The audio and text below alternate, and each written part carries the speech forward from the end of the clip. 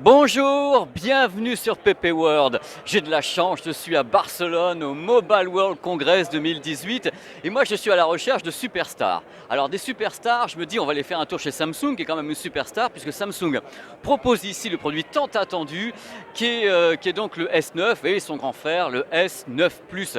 Et pour en parler, je me suis dit je vais aller voir William qui est un chef produit chez Samsung qui va me parler un petit peu de toutes les facéties que peut permettre ce S9 et ce S9 Plus.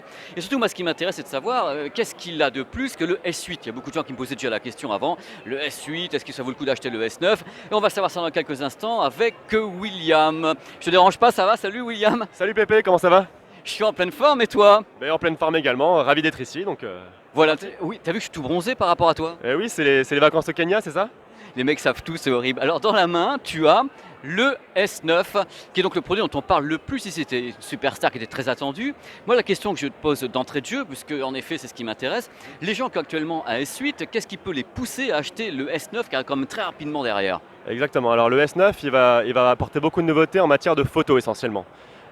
Sur plusieurs piliers, hein. Alors effectivement il reprend l'ADN du design du S8, mais en photo on va complètement changer les codes, puisqu'on a pour la première fois une ouverture variable, donc entre 1,5 et 2,4, qui permet en fonction du moment du jour et de la nuit de prendre le meilleur cliché. Ce que le Donc, S8 ne peut pas faire pour l'instant. donc, est-ce que tu es en train de me dire que c'est la première fois sur votre gamme, du moins en Europe, que vous proposez ce type de diaphragme donc mécanique? Il faut expliquer aux gens ce que c'est qu'on laisse rentrer de la lumière pour que l'image soit entre guillemets meilleure en basse lumière. Explique un petit peu la chose. Alors, effectivement, c'est la première fois en Europe sur en tout cas un Samsung Galaxy. L'idée, c'est qu'on a donc une ouverture qui est variable. On n'a pas une ouverture fixe comme auparavant, qui était à 1,7. On a une ouverture variable, donc au-dessus de 100 lux en conditions de lumière, l'ouverture est à 2,4 pour des clichés avec un meilleur piqué, notamment plein soleil. Et en dessous de 100 lux, on a une ouverture qui passe à 1,5. Donc, comment ça fonctionne? C'est que le diaphragme s'ouvre et on a du coup plus de lumière qui passe, pardon, et de meilleures photos en basse lumière, tout simplement. Donc qu'on soit clair, c'est vraiment, on va le voir à l'écran, de toute façon il s'affiche en même temps, on a vraiment le diaphragme qui bouge, quoi, je veux dire qui s'ouvre et qui se ferme mécaniquement sur un smartphone. C'est quand même incroyable, ça, le monde du réflexe et de la photo va commencer à faire la gueule là maintenant avec ce que vous êtes en train de Alors, faire.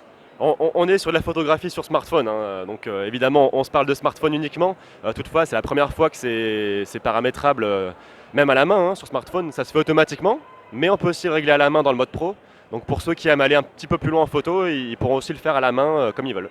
Alors dis-moi en même temps, quand on est en dessous de 5 lux, tu m'as dit qu'il y avait un nouveau logiciel, une façon de travailler l'image pour qu'elle soit très bonne, enfin très bonne, acceptable en basse lumière. Exactement, parce qu'en condition de très basse lumière, donc en dessous de 5 lux c'est à peu près la bougie, hein, C'est une bougie, comme, ouais. comme on le sait.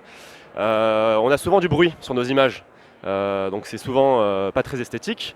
Et là, on va avoir un traitement logiciel qui va combiner jusqu'à 12 photos pour réduire, hein, de manière software le bruit qu'il y a sur l'image, en plus de l'ouverture 1.5 qui, elle, est au niveau hardware. Donc une combinaison de hardware et de software qui fait que les photos vont vraiment être exceptionnelles en basse lumière. C'est déjà ce que fait le HDR, parce que le HDR capture plusieurs images, essaie de combiner pour trouver la meilleure. Là, vous avez encore perfectionné le truc, quoi. Exactement, c'est une nouvelle technologie qui est liée essentiellement au processeur, hein, et qui va permettre de traiter ces 12 images à la fois. Donc c'est un peu différent du HDR, hein, mais c'est un traitement software en basse lumière plus particulièrement.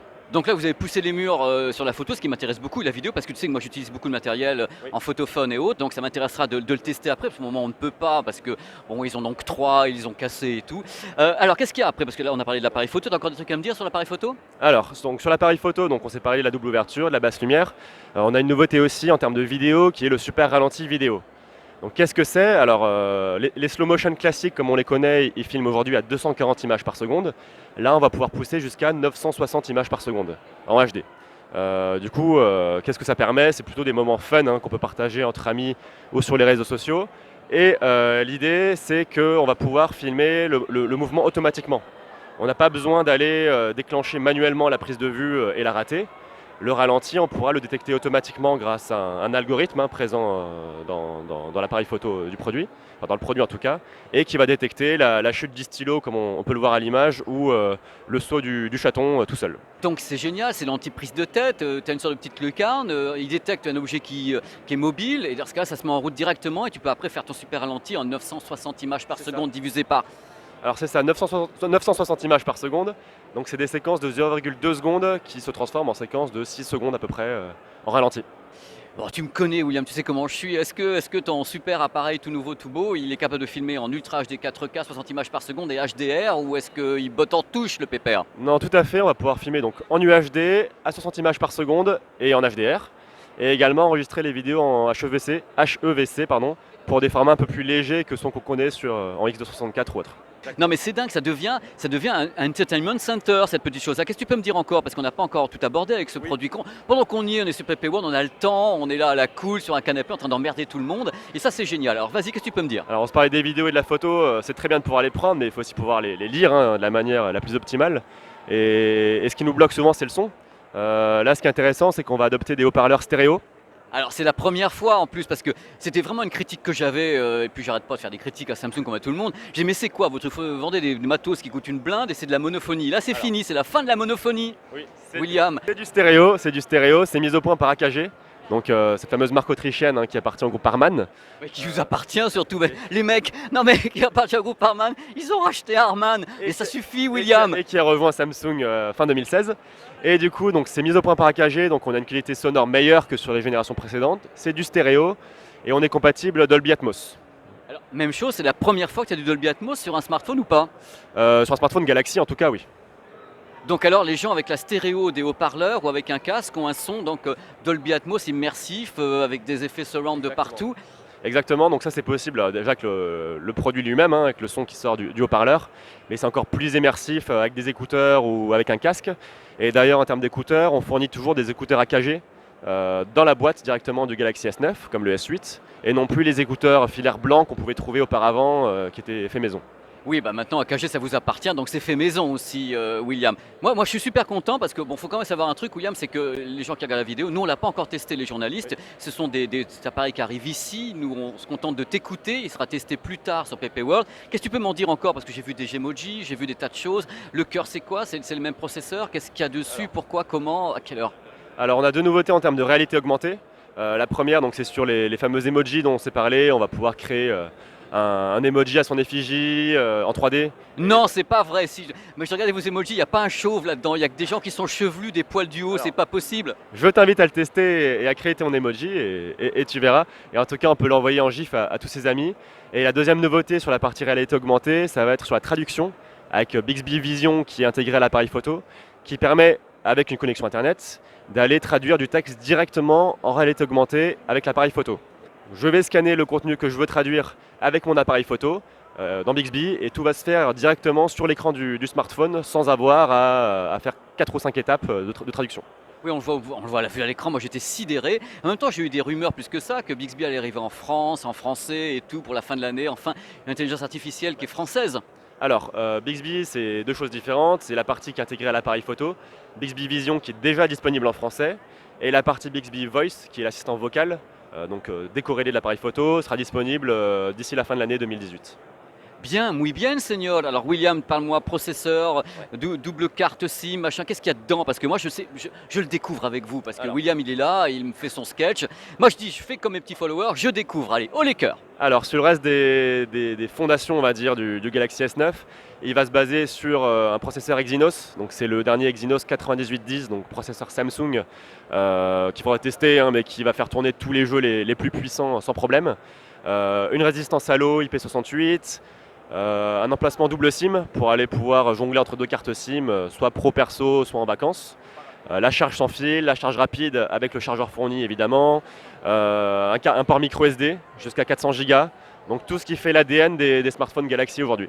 Et une prise mini jack qui est conservée. Exactement, la prise jack, donc 3,5 mm est disponible sur tous nos produits, c'est un de nos fondamentaux, donc c'est essentiel. Et pour ceux qui veulent aller sur du Bluetooth, enfin sur du sans fil, ils ont le choix avec le Bluetooth 5.0 qui est supporté. Bon, on va en arriver aux histoires qui fâchent parce que je t'aime bien, William. J'aime bien Samsung quand les produits sont bons.